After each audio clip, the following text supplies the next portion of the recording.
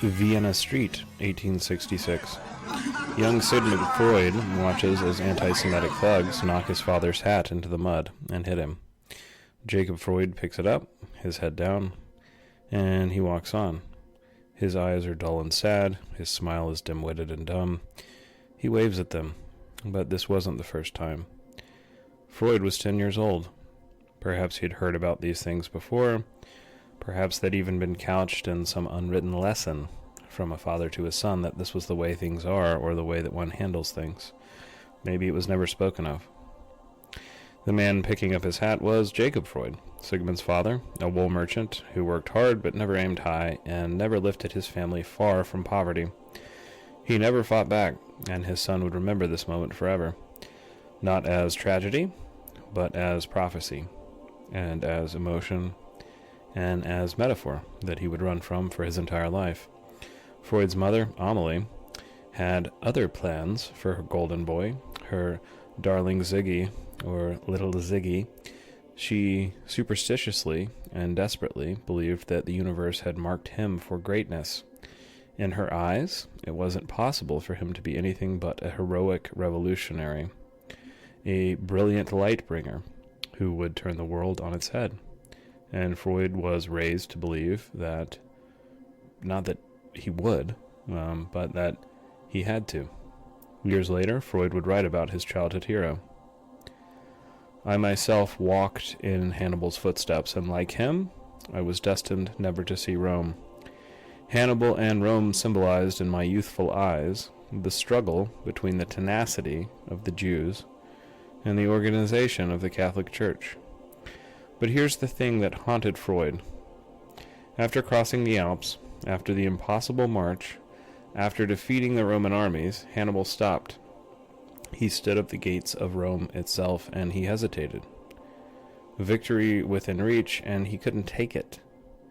Even in Freud's dreams, he could never enter Rome.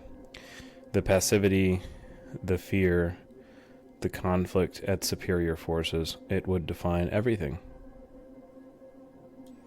Freud would attach these forces to anti-Semitism and Christianity and the larger cultural forces where he felt he was not allowed, and the reasons that he was not allowed to go into these spaces. However, missing the point of his own system of thought, he would not ever connect them intelligently or accurately to his own upbringing. In psychodynamic thinking, which Freud would invent and then strangle in its crib when he needed to, we learn what makes us lovable from the parent of the opposite sex. But we learn how to be in the world, or our coping style, from the parent of the same sex. From his mother, greatness equaled love. From his father, Freud learned to submit and conform and avoid any type of conflict. This extreme passivity Freud absorbed made him repress every competitive or aggressive impulse. Freud would never connect the ambivalence between the need to hide from God and the need to be God, or the desire to disappear and not have to fight with the need to fight. The inability to handle anger, whether or not we handle it in an outward way or an internal way, is the same thing. And Freud would never realize that even though he handled his phobias, his neuroses, whatever you want to call them, I would call them, an avoidance of an emotional arc, differently from his father, that he was still ruled for his entire life by the same thing that had ruled Jacob. So naturally, this repressed aggression became the cornerstone of his psychology, and we diagnose in others what we can't admit in ourselves. As Joseph Campbell would later point out, Freud was fishing while he sat on a whale. Freud prided himself on being bold, revolutionary. Read his letters. It's all self-deception. When he disagreed with his friends or mentors, he didn't argue or compromise, and rarely did he ever confront them.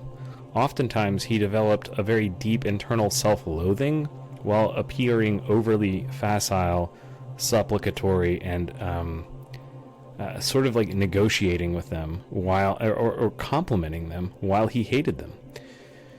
Most of the time, he simply cut them off. Jung, Adler, Rank. First, they were worshipped, and then they were discarded. Brewer, Fliess, Charcot. They were adopted fathers until they disappointed him. Take his golden boy period, with Carl Jung. They were discussing a patient's dream. Jung offers a different interpretation of the dream than his own dream, right? It's Jung's dream. And Freud turns white, and he shakes, and he faints, and he falls to the floor. And he tells Jung that this interpretation cannot be true.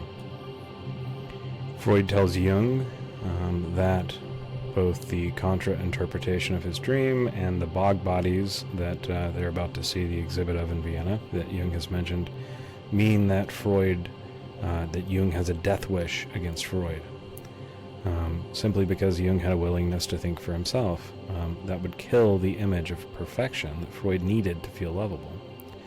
This is someone who, throughout their entire career, if you want to sit with this idea that we become lovable from the parent of the opposite sex, meaning not necessarily what makes us lovable all the time, but a lot of times what informs our purpose. To be an artist, to be an innovator, to be a discoverer, to see through the lies of society, to be a hard worker, to be somebody who conforms to the rules as a point of order, as a point of pride, whatever that is, often is at odds with the way we learn to be in the world from the parent of the same sex.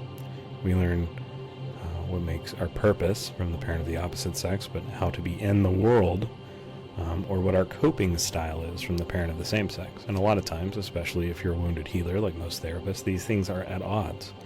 Sometimes we learn to be over-antagonistic from the parent of the same sex, or we learn as our coping style to performatively seek victimhood or the lost cause of the great person that will ultimately be undone, or to simply shut down and then cry out and receive help from a parent. But Freud needed to be the most brilliant person in the room, but he also couldn't really fight with anyone.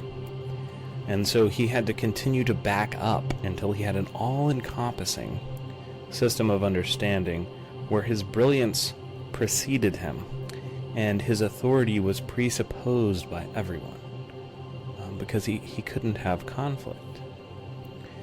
Cut to Vienna, 1844. Freud's first and last love wasn't a woman or an idea, it was cocaine. He starts researching it in 1884, and convinced that he found this miracle cure, his colleague Carl Kohler is searching for this topical anesthetic, crucial for eye surgery in an era before general anesthesia. When you cut on people in an area, in a time before antibiotics and a time before anesthesia to do surgery, they tend to do something that is sort of inconvenient for the surgeon, like be awake and squirm around and have involuntary reactions to pain. Freud suggests cocaine, and it works. It was one of the decade's biggest medical discoveries. But what does Freud do? First, he congratulates Kohler, even though he feels like it's stolen while he's visiting his fiancée. So he plants rumors that Kohler stole the discovery from his notes, even though it was freely given, and Freud probably didn't understand the implications of that discovery when it happens, or his own insight. And Kohler also freely gave Freud credit, even though he published the paper. The slander follows Kohler's ophthalmology career, to America for the rest of his life, another discarded father figure that Jung would collect, just like another discarded son figure that he would never ultimately be able to craft the perfect son, just like he could never craft himself into the perfect father. And this starts this pattern. Freud courts father figures, and then he destroys them. And it also starts Freud's solution to every problem for a while, which is cocaine. Freud starts, he switches careers at this point. There will not be a bigger discovery in surgery. There can't be. Kohler's taken it, and so Freud enters neurology. And he begins treating depressed patients by injecting them with cocaine and asking them how they feel. And typically they feel great, so he publishes triumphantly. Cocaine became the first wonderful, revelation in surgery, but I had to leave that field because I am the darling and precious Ziggy, who is the most brilliant, and now I can never be known for that, so I have to bring this to another field. But several patients get addicted to cocaine, like one does, and then in one of his close friends, Ernst von Fleischl, he dies horribly, and Freud never publishes objective research again, because when he takes a risk with a real study about a real drug in an objective way, it hurts him. He becomes disgraced.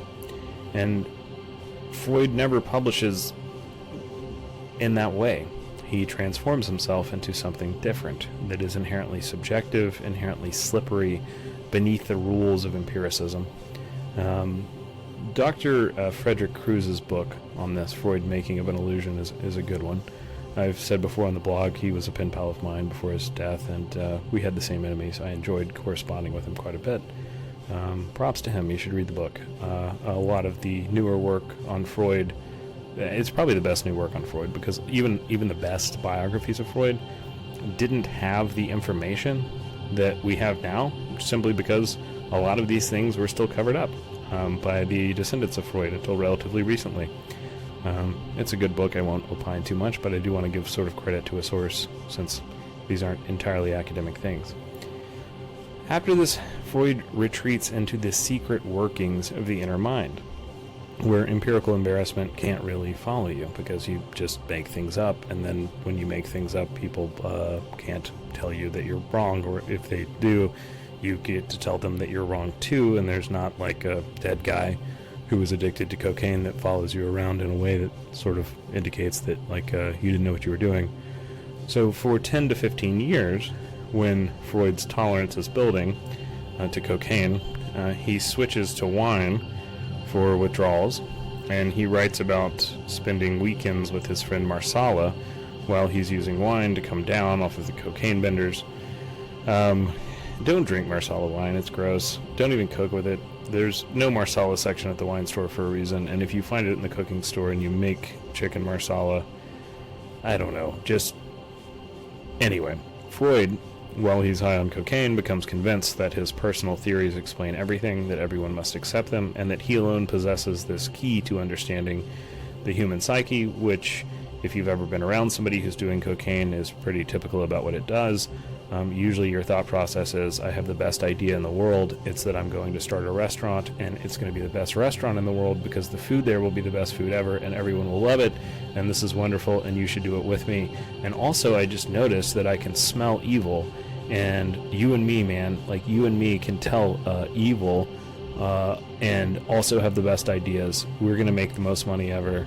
That tends to be what it does to people who work food service, but when it comes to the founder of modern psychology, it worked the same way.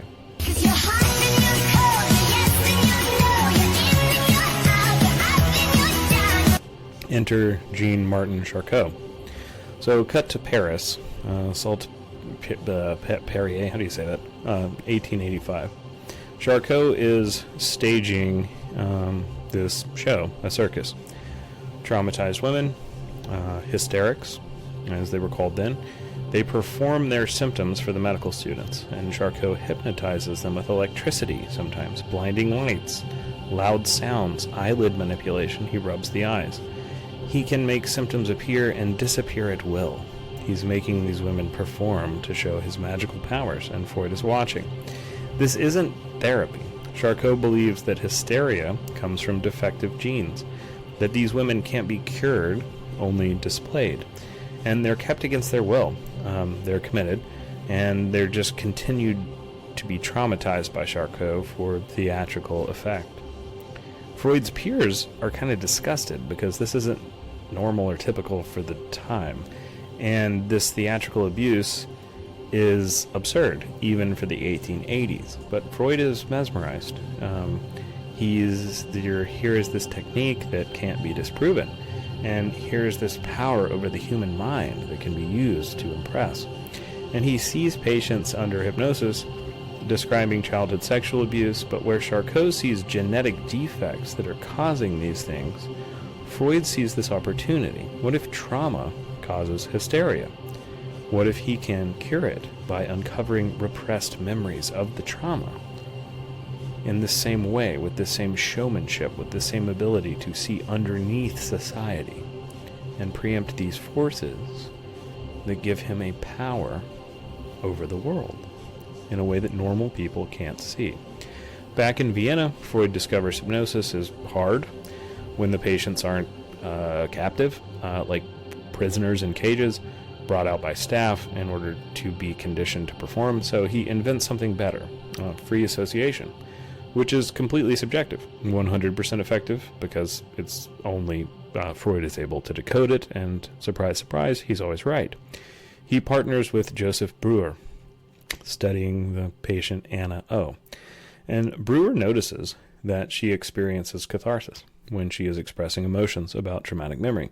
Her symptoms improve, and Freud watches, and then he agrees, and then decides that Breuer is too afraid of sexuality later, because Breuer's not willing to follow Freud into the root cause of every problem being sexual. And because Freud can't replicate Breuer's empathetic technique of relating to the patient and making them feel something like, I don't know, comfortable or heard or reciprocally participating in the own experience of their treatment, or at least the interpretation of the memories in their life, he declares that Breuer's wrong. And where Breuer's patients took trauma accounts at face value, Freud decides that actually they're lying, but only he knows what the lies mean and why they're there. Those abuse memories, actually, they're unconscious fantasies. So, at first, Freud does consider, under Breuer, that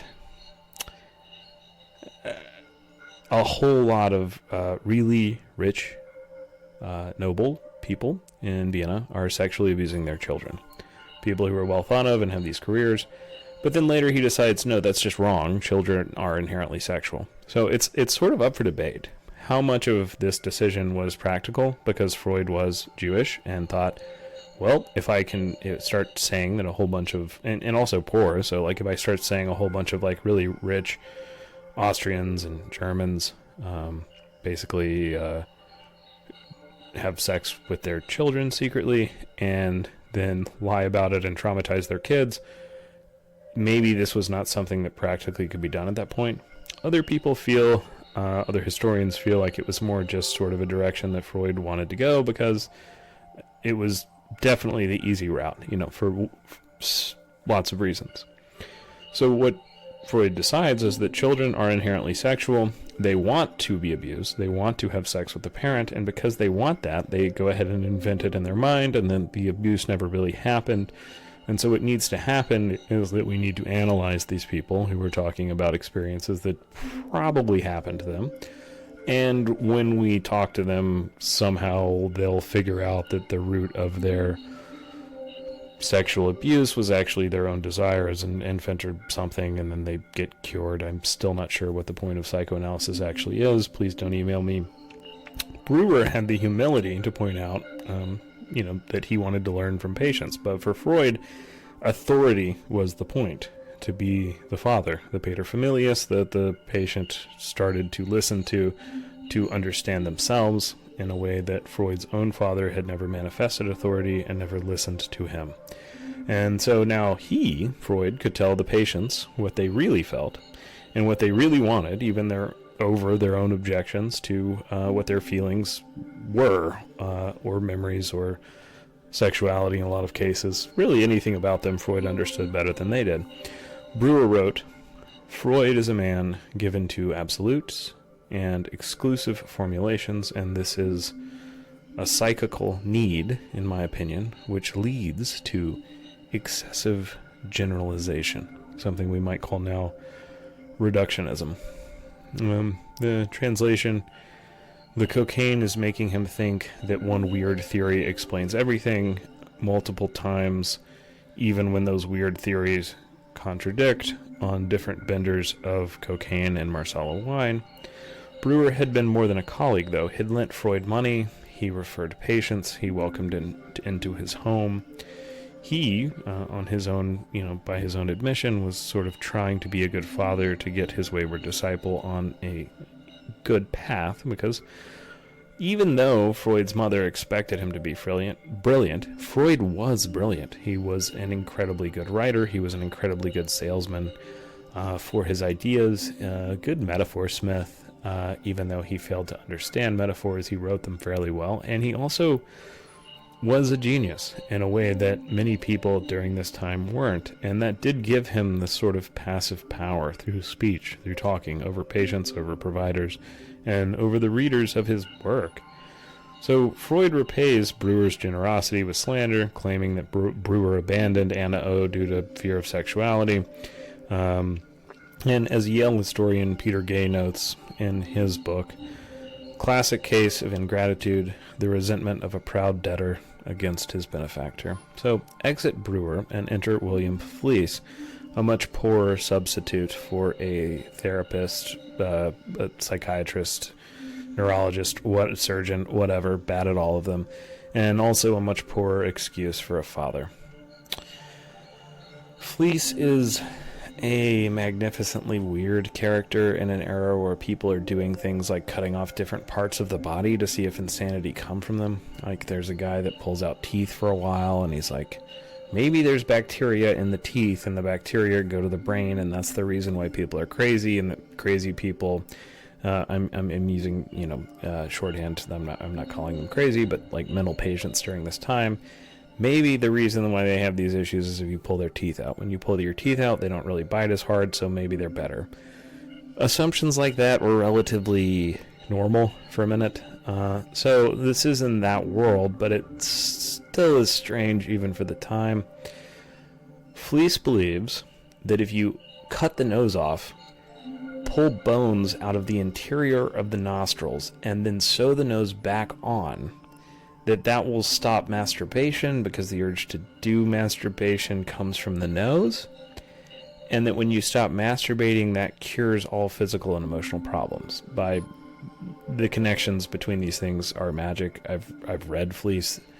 He believes these things to be self-evident in a way that he doesn't explain or cite sources, because whatever. Anyway, this appeals to Freud because it's a very reductive description for behavior, and it also goes back to sexuality. Freud loves, at this point, telling patients that their problem comes from repressed sexuality and masturbation, or some relationship between those two things, and so he overlooks these wildly incompatible theories about biology, even for the time, surgery. And some biographers think that Freud was maybe in love with Fliess a little bit, more so than just as a father figure, that there was a bisexual element to his, I don't know. The letters between them are very, very intense, I'll say that. Freud is this meticulous record keeper, and he mysteriously doesn't save any of Fliess's replies. We don't have them. We only have Freud's letters to Fliess. And so here comes this incident, the falling out that would continue to happen with all of Freud's fathers and all of Freud's sons, where Freud refers this patient to Fliess for nasal surgery because she admits to masturbating, so that must be the reason why she has every medical and psychological condition that she also is complaining of, and that patient nearly bleeds to death. This letter is horrifying. I won't read it at length, but it is sycophantic and bizarre. 7 times she almost bleeds to death. And when the doctor investigates to find out why she has continued to bleed from her nose, is almost dying, they have another surgeon who's local. Fliess has gone home, and he pokes at the wound and figures out that there is literally half a meter of gauze that you use to stop bleeding during surgery on noses that you don't need to be doing to stop patients from masturbating, that Fliess has stuffed in the nose, forgot about, sewed the nose back on, and left inside. So Freud's letter to Fliess says, at the moment of the foreign body, came out and everything became clear to me, and I felt sick, and she had been packed. I fled the room, and I drank a bottle of water and felt miserable. But then, incredibly, Freud defends Fliess. He says these accidents happen to the most unfortunate and circumspect surgeons, that absolutely no one would consider you negligent for having left half a meter of cotton balled up in this woman's face. while you're cutting her nose open to try and stop her from masturbating, and other doctors refuse to support Fleece's incompetence. This is wildly strange. You don't really have to be a surgeon to understand how bad you have to be at surgery to stuff something that is at least medical gauze is like 4 to 6 inches here, compressed into the nasal cavity, and then forget that you did. No one at the time supports Fleece. He loses all respect. Freud begs Fleece to continue to understand that no one's angry with him, even when everyone is. And the letters are really weird. Again, we only have Freud's. We don't have Fleece's. It looks, based on Freud's response, like Fleece is responding like wanting more support, which I don't even know how it's possible. It looks like he's asking Freud to intercede and get the support of other doctors to say that he didn't do anything wrong, which means that he probably knows that he did. Anyway, the scandal eventually ruins Fleece because people talk about him that aren't Freud, or maybe Freud too. He probably is kind of disingenuous. He definitely throws Fleece under the bus when it's cool. Who knows who did it initially? Probably the surgeon that operated. And so now Freud learned his final lesson. You never be the son again. From now on, you are the father. And so, one by one, he collects people like Carl Jung, Otto Rank, Alfred Adler, and one by one, Freud tells them that they are his successor, and that they will carry the fire into the future of all of his ideas, and that they are superior to all of their colleagues, and same script. And then one by one, they develop their own ideas, and one by one, he cuts them off for disloyalty, because he's threatened by anything that diverges from total loyalty to everything that he says, which a lot of times is not consistent with the thing that he says next, but that doesn't matter. And by the time he reaches New York, only the talentless and the obsequious remain. He names them his secret committee. He gives them golden rings with sexually symbolic cameos. He models it on this secret society that he likes. And he's chased off by that point anyone who has any sort of intellectual ability. Like, Freud was attracted to charisma, and he did collect people who tended to be very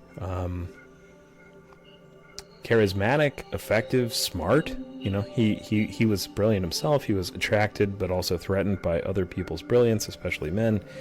And by the time that he's in New York, there is no one left that you could describe as anyone other than a complete midwit, intellectual lightweight in his inner circle, except for maybe Anna Freud, who is sort of compromised from being his daughter, but she's not terribly creative. I don't think that's an intellectual inability. She did get Freud's brilliance, but I do think that her legacy to Freud as a myth is part of the reason why she basically is, up until her death, changing his correspondence, lying to biographers about what's in archives, because she has a loyalty to keeping this person's legend around that diverges from the history of who he was and what he said.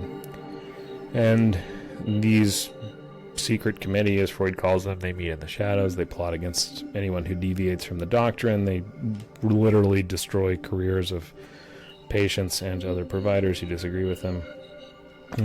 And one dissenting analyst is so destroyed by their rumors that he kills himself, and he begs Freud's forgiveness, which Freud refuses to give him. And psychoanalysis continues to get weirder and weirder for Freud's life. So does Freud. The concepts that we associate with Freud, like id, ego, superego, they're kind of systematized by followers after his death, even though he writes about them in ways that do survive him. He also tries to dethrone them and retcon them later after he published the things that put them in print. Freud himself never had a consistent theory.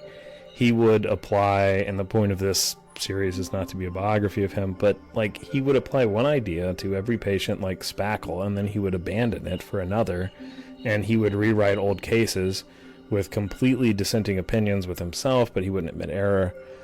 Take Little Hans in 1909, which is a 5-year-old who had a fear of horses, and he saw a horse trample his master or rider, owner, I don't know what you call people that have horses, whatever, trample a guy in the street.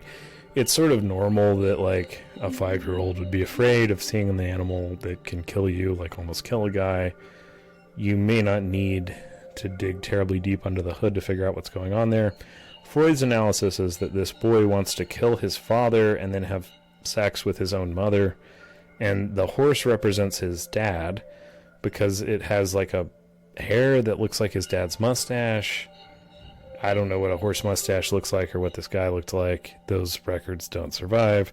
And when Hans saw the horse fall, he starts to fear his own castration because he thinks his spiritually, even though he's not under threat of that, his balls might be removed because horses lose their penises when they are castrated, and the kid knows this at 5, and this symbolizes punishment anxiety because he wants his mom so much, is the way that Freud wants to attempt a cure of a 5-year-old. So horses are everywhere in 1909 Vienna. They're big, they're loud, they fall down, they're terrifying to small children, but for Freud it must be about wanting to bang your mom. I don't like horses myself much, not because of my parents. That's not really how psychology works. I just don't get it. If you like horses, that's fine. But this is stupid. It's unintuitive. It's unscientific. And unlike, mysticism or something, nobody feels better after they do it. Like if you go to a drum circle, even like you at least feel better. You typically don't when somebody tells you that like your anxiety is being caused by you wanting to have sex with your mom because the horse reminds you of your penis somehow via your dad, but also your actual penis and whatever. Read the case study. The post-Freudians who build the actual like therapeutic approaches, they like have this weird loyalty to Freud. They largely still hang out in New York, or they're psychiatrists like that scatter from New York that are, if they're still practicing psychoanalysis, are like 80 years old. But like when you try and point out to them that nothing that Freud did actually informed what the better post-Freudians did, like people like Karen Horney or Winnicott or like Bowlby, like psychodynamic therapists, that they actually were at tension with him, picking things that are built more on like relationships, and that like any time that Freud was even aware of them during his lifetime, he hated them. Then they tell you that that's wrong, even though like that is wrong. Like he did. We have those letters, and also they also will sometimes try and get around it by retreating into like Lacan and saying Lacanian psychoanalysis or something, which becomes its own thing. None of this really solves the problem of like Freudianism in America not really having anything to do with Freud. By the time that Freud is in New York, like he's given up pretending. In one case, he needs like funding for his institute, so he goes to his patient Horace Frank, and he tells the patient to leave his wife because like this other female patient who's like really wealthy is like more suggestible, and then she also has to leave her husband so these people can get married, because the only problem with their partners from Freud's mind is that like they don't like him, and they also like aren't in this secret society of Freudian patient / providers. So he tells 2 people to get divorced and then marry so that they can like donate to his institute. But when Frank resists, Freud tells him that like he has to do it because if he doesn't, he'll become like latently homosexual in Freud's words, and that will make him go psychotic. And the guy's like, I'm not gay though. And Freud's like, yes, you aren't aware that you're gay, but it's because you're not just gay, you're like triple secret super gay, and you're so secretly gay that you don't even know you are, and that's about to make you go crazy if you don't divorce your wife and marry this other woman, neither of which is a man, and then give me money. And the manipulation works. The guilt drives Frank psychotic, because his wife, it doesn't end well for her, and he dies in his like bathtub, believing that it's a grave and that his wife is a pig. Like he does become psychotic because a lot of the things that Freud kicks off. There's a billion other stories here. Again, the point is not to be a biography of Freud. It's to sort of explicate the things that psychotherapy is reacting to and the people that are reacting to the same culture that psychotherapy inhabits, starting with this person in the first episode. By the end, Freud tells Theodor Reich in a letter, "We do analysis for two reasons, to understand the unconscious and to get paid." And then later, Freud writes to Freckenzi, "Patients are a rabble, only good to provide us with a livelihood and material to learn from." So, at the end of his life, Freud basically says, I'm not wrong, psychoanalysis is right, it just doesn't heal anybody, and patients are like pitiful sources of money that are beyond help.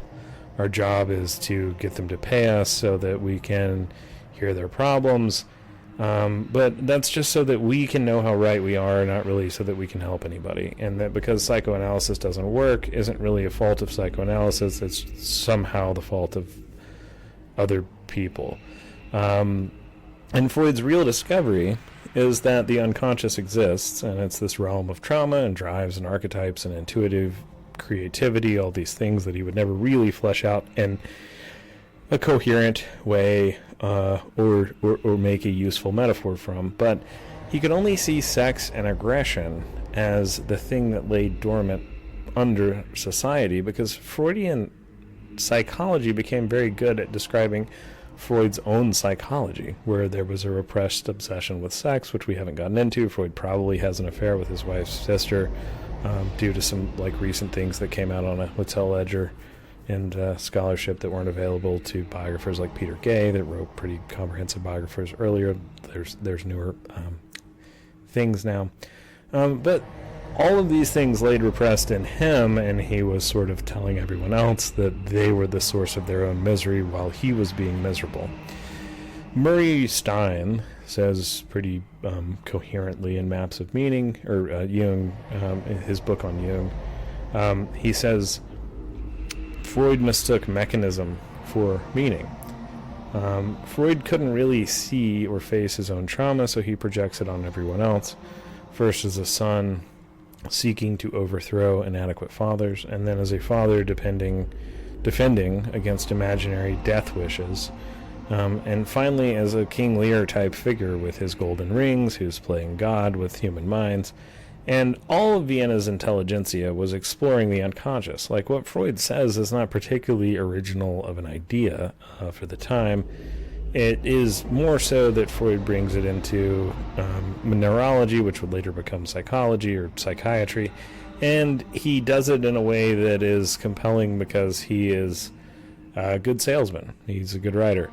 But Klimt, Schiele, Kokoschka, all of these people, the artists, the theosophists, were doing this through mysticism, but all of these people were talking about the forces of emotion that are underneath humanity, that move the world, that we can't see, that create wars and sexuality, and all of the things that move humans along.